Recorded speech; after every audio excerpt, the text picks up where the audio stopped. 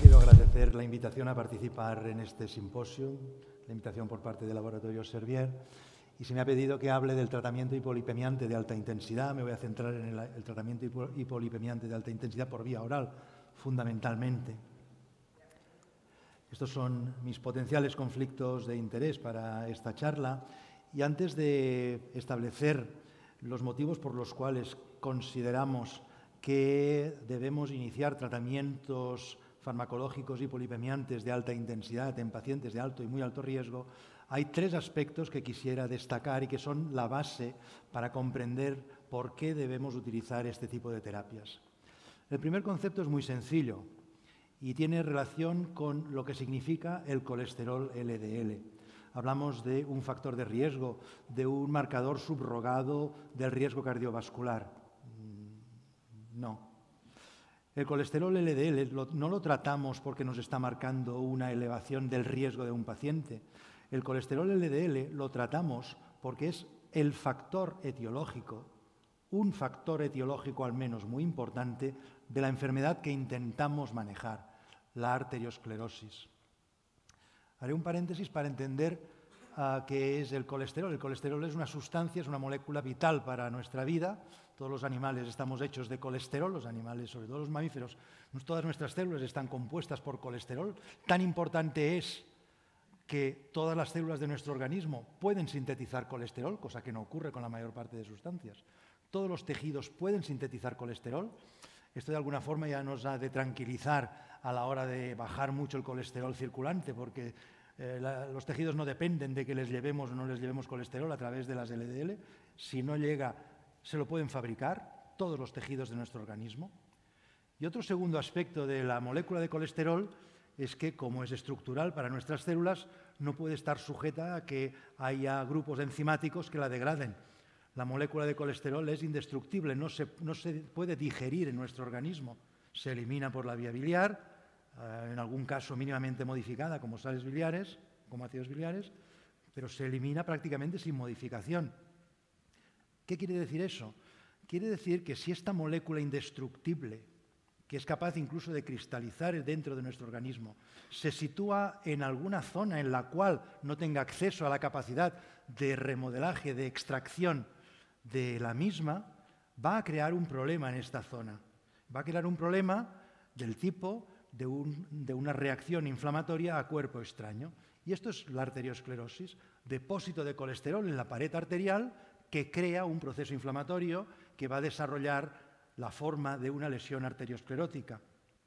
Cuando hay mucho colesterol circulante en forma de LDL, como vemos en estas diapositivas, pues un mayor incremento de la concentración de colesterol LDL aumenta la infiltración de colesterol en la pared celular y se va a producir este fenómeno que les he comentado. Cuando nosotros tratamos las cifras elevadas de colesterol LDL circulantes, lo que estamos haciendo es evitar la noxa sobre la pared arterial y facilitar que los mecanismos de curación, de reparación de este tejido, en este caso la pared arterial, sean más eficientes, incluida la capacidad de las HDL de extraer colesterol de la pared arterial. Cuando nosotros bajamos el colesterol, no estamos disminuyendo un riesgo, estamos tratando la enfermedad. Seguramente si revisan los tratamientos, como decía el doctor Castellanos, de los pacientes que han sobrevivido a un infarto de miocardio y ven toda la lista de las medicaciones que toman, solo una está dirigida a la etiología de la enfermedad. Es el manejo de la hipercolesterolemia. Todo lo demás va dirigido o a complicaciones o a aspectos patogénicos. El único tratamiento etiológico de la enfermedad ateromatosa es el tratamiento en cuanto a la reducción de colesterol, porque estamos consiguiendo este fenómeno que vemos aquí en esta zona. Y en base a ello es por lo que se ha podido observar que no queremos solamente que el colesterol de toda la gente esté en unas cifras que consideramos normales porque son las habituales. Sabemos que y recomendamos que estas cifras de colesterol en personas que ya sabemos que tienen lesiones ateromatosas debemos tratarles para que sus lesiones mejoren. Y se ha visto que esto se consigue cuando estas cifras de colesterol llegan a ser muy bajas. Y por eso las recomendaciones actuales nos dicen que en personas de alto riesgo debemos alcanzar al menos 70 miligramos por decilitro o más bajo. en personas de muy alto riesgo, personas que han sufrido eventos cardiovasculares por debajo de 55 e incluso más bajos si el proceso es recidivante. Porque no estamos solamente normalizando o controlando un factor, estamos tratando una enfermedad. Cuando nos ponemos a tratar las cifras elevadas de las concentraciones de colesterol, estamos haciendo un tratamiento de la enfermedad. Es el antibiótico de la neumonía, no es el hipotérmico o no es el antitusígeno. Es el antibiótico de la neumonía, el tratamiento que estamos haciendo al reducir las cifras de colesterol en nuestros pacientes. Y además es que esto que estamos diciendo ha sido comprobado mediante la evidencia científica. En los últimos 30 años, multitud de estudios randomizados controlados, utilizando hipolipemiantes, han mostrado lo mismo. Cada estudio que conseguía bajar más el colesterol LDL, el primero de ellos quizá fue el 4S, que bajó el LDL a 120, pues a medida que han ido bajando más, el riesgo cardiovascular ha ido disminuyendo, hasta llegar a un punto que es el que define las guías actuales, en los cuales tenemos tres estudios en los cuales se ha utilizado la combinación, en uno de ellos de estatina más ezetimiba, el estudio IMPROVE-IT, y dos estudios utilizando inhibidores de PCSK9, el Fourier y el Odyssey Outcomes, en los cuales las cifras de LDL llegaron a ser inferiores a 55%. Tres estudios mostrando que la eficacia sobre el riesgo cardiovascular era superior a que dejáramos a estos pacientes con valores por encima de 70. Y por eso ahora las guías han recogido estos resultados. El hecho de que los estudios IMPROVE-IT, Fourier y Odyssey Outcomes pues nos digan que descender mucho las cifras de colesterol es beneficioso es una de las enseñanzas que hemos obtenido de estos tres estudios. La otra enseñanza, y es el segundo de los aspectos, el primero es LDL es causal y etiológico, el segundo de los aspectos que les quiero comentar, y también obtenido de la observación de estos estudios, es que este beneficio se obtiene no solamente con el uso de estatinas para descender el colesterol LDL. Estos últimos estudios muestran que ezetimiba, que inhibidores de PCSK9, evolocumab, alirocumab, también producen una disminución del riesgo relativo por unidad de colesterol disminuido, idéntica a la que hemos observado para las estatinas y a la que conocemos por las estatinas. El tema de la reducción cardiovascular está asociado a la disminución del colesterol LDL, no al fármaco que estamos utilizando para conseguirla. Y hay muchas evidencias en este sentido, con metaanálisis más que suficientes para ser muy fuerte en esta consideración. Permítame que les enseñe pues, un reciente metaanálisis utilizando los datos individualizados de más de 300.000 participantes en diversos estudios randomizados controlados con hipolipemiantes y utilizando diversas formas de tratamiento hipolipemiante, desde estatinas a dosis moderadas en monoterapia, estatinas a dosis altas en monoterapia, combinación terapéutica con ezetimiba o incluso con inhibidores de PCSK9. Todos sobre el mismo rango de confianza en esta línea, que lo que nos indica es que por cada milimol de LDL que disminuimos, el riesgo relativo de nuestros pacientes disminuye alrededor del 20%. Lo hagamos con estatinas, lo hagamos con ezetimiba, lo hagamos con inhibidores de PCSK9 o con su combinación. Esto es muy importante porque estamos hablando de tratar a nuestros pacientes con combinaciones terapéuticas y tenemos que tener muy claro que tenemos que utilizar los medicamentos de los que disponemos, pero que nuestro objetivo es que el colesterol LDL esté bajo, no que nuestros pacientes estén en estatinas, que el colesterol LDL esté bajo. Y esto también nos lleva al tercer aspecto que ha sido ya previamente comentado por el doctor Castellanos mediante este estudio que yo considero también que da una información excelente. Un paciente que tiene un infarto de miocardio y que antes de 2 meses consigue un descenso de colesterol LDL de medio milimol, es alrededor de 20 miligramos, comparado con aquel que consigue un descenso medio en 2 meses de 60 miligramos por decilitro, pues después resulta que, vean ustedes la diferencia en el número de eventos cardiovasculares a largo plazo. La intervención precoz es muy importante. LDL es causal, el riesgo está asociado a la disminución de LDL, no al fármaco que estemos utilizando, y como antes pongamos a nuestros pacientes en estos niveles, antes tendremos el beneficio.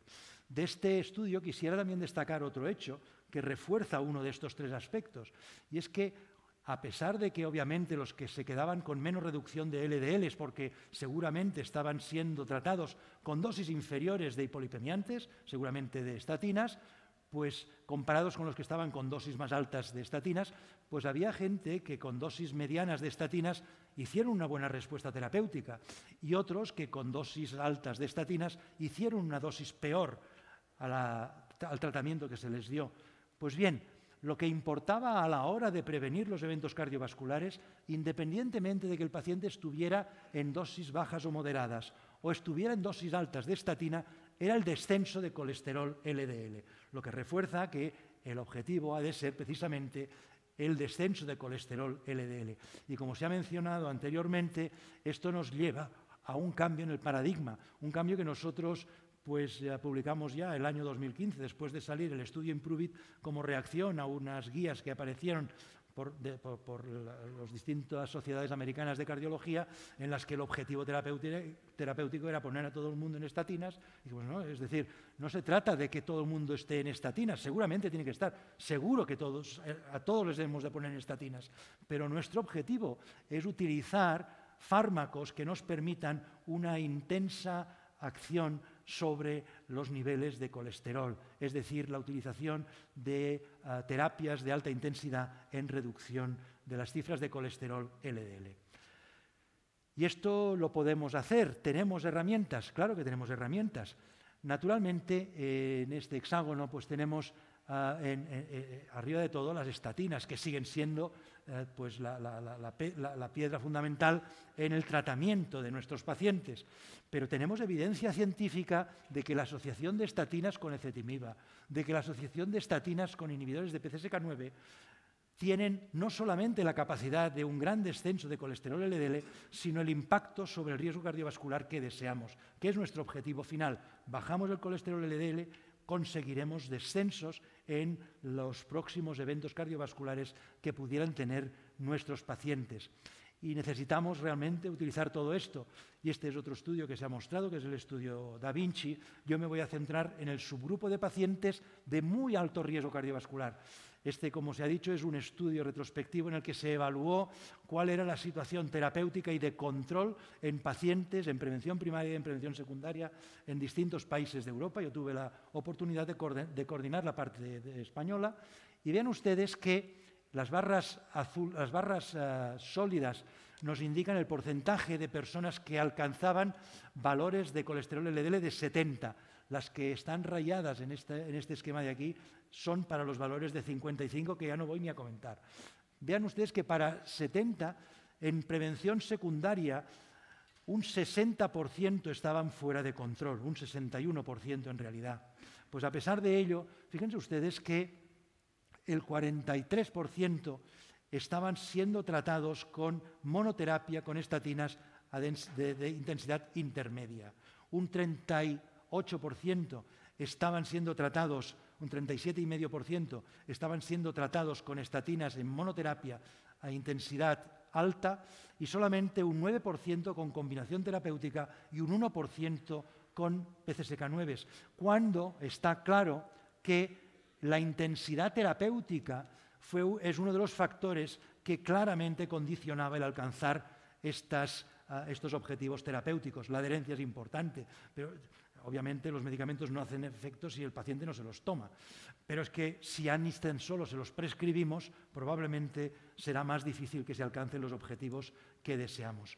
Y tenemos oportunidad para hacerlos. Es cierto que las guías del año 2019 dicen que una de las aproximaciones terapéuticas es ir avanzando, lo que se denomina paso a paso, en la consecución de la terapia óptima. Empezar con una estatina, subir la dosis, después poner ezetimiba, después PCSK9, pero nos abren una puerta a lo que se denomina la planificación terapéutica.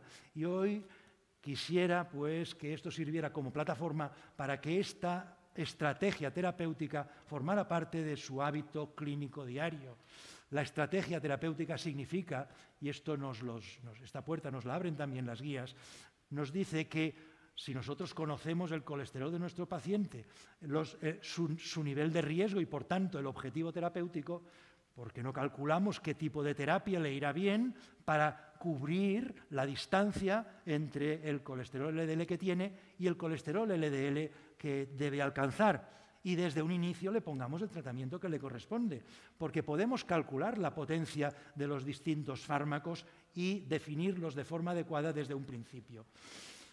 Desgraciadamente, han aparecido unas guías de este año 21 de la Sociedad Europea de Arteriosclerosis de Cardiología también, en el que se nos dice que este paso que les estoy comentando puede hacerse en dos etapas. Una primera etapa en la que se llega a unas cifras intermedias y en una segunda etapa en la que se vuelve a revalorar al paciente, se intensifica la terapia. Es lo que denominan una estrategia en dos pasos para conseguir los objetivos terapéuticos. De hecho, para llegar al segundo paso, pues hay que ver cuál es el riesgo a lo largo de la vida, cuál es el impacto de reducir uno de los factores de riesgo en estos pacientes.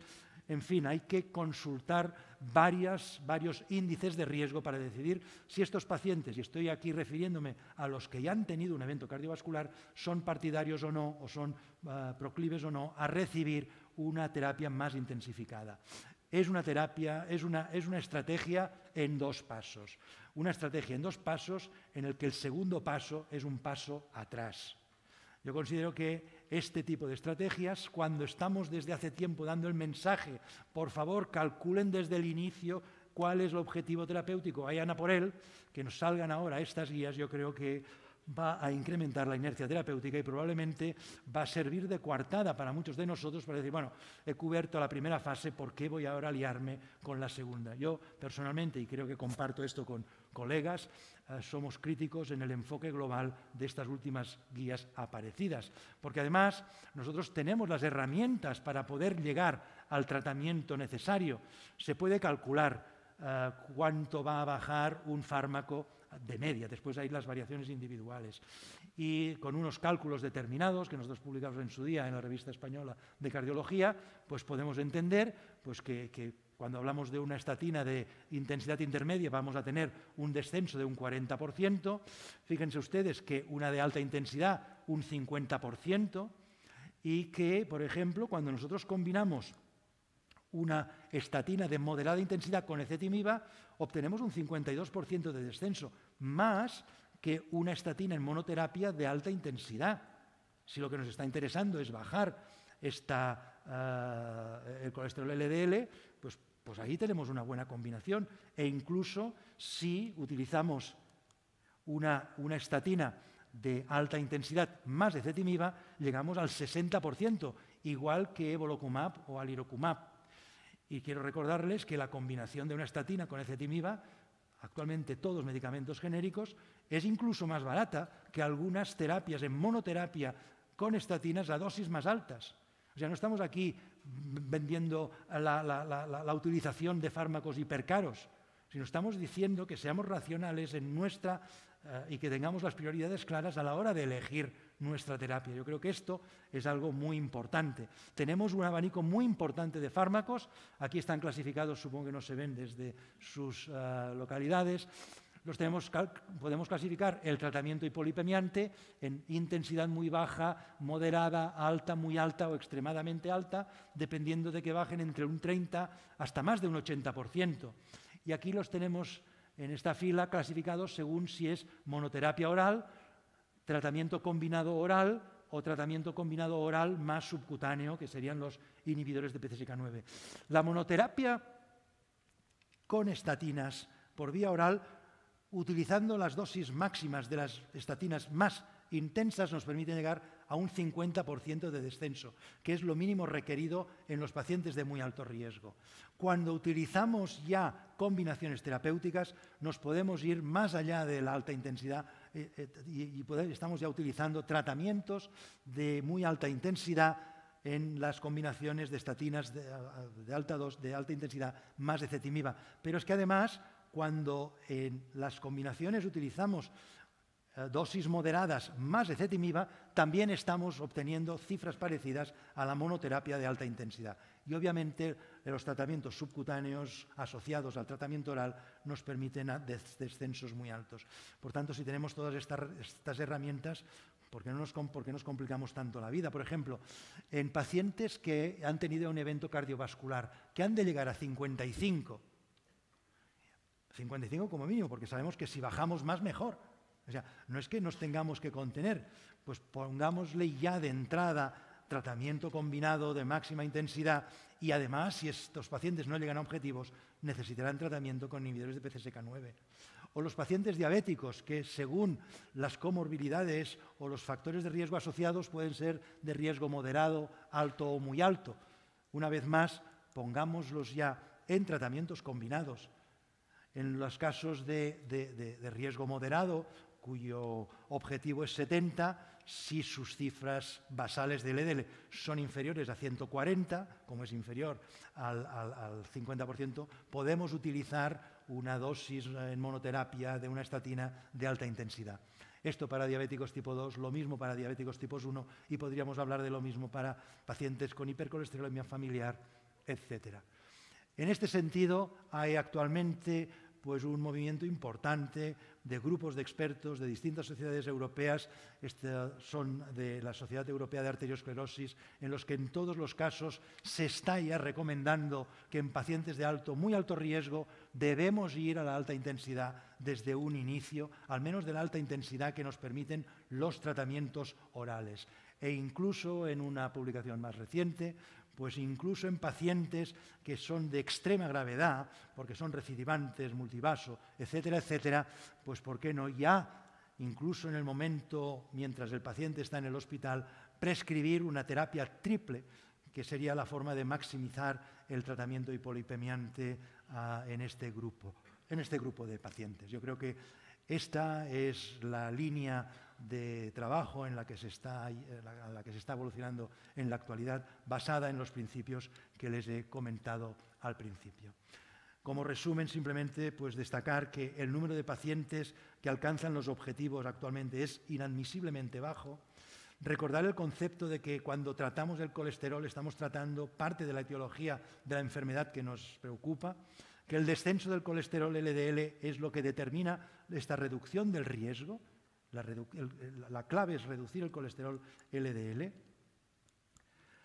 que los pacientes con riesgo alto y muy alto deben ser tratados con terapias hipolipemiantes de alta intensidad, que las combinaciones fijas aumentan la adherencia y, por tanto, la eficacia, y, finalmente, que es crucial realizar una planificación terapéutica, que es la forma de ejercer nuestra medicina de forma personalizada con nuestros pacientes. Muchas gracias por su atención.